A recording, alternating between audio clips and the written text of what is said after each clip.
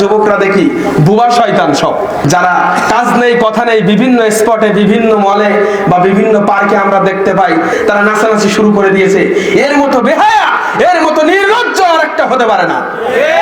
এদেশের যারা টিকটকার রয়েছে দেখবেন ঘাটে পথে এখন আর মা বোনদেরকে নিয়ে চলার মতো পরিবেশ নেই।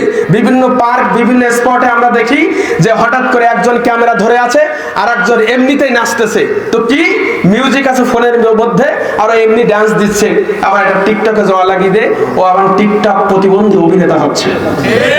এই সমস্ত টিকটক প্রতিবন্ধী অভিনেতাদেরকে বয়কট করতে হবে সমাজ থেকে।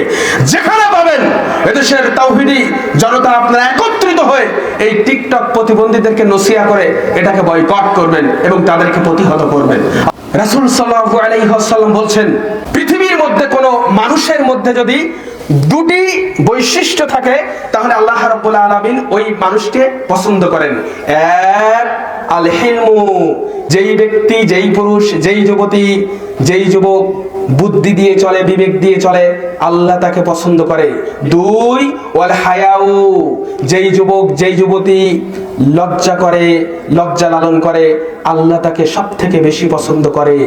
লজ্জা আছে যার, আল হায়াউ মিনাল ঈমান, লজ্জা আছে যার, ঈমান আছে তার, ওয়াল ঈমানু ফিল জান্নাহ, ঈমান আছে যার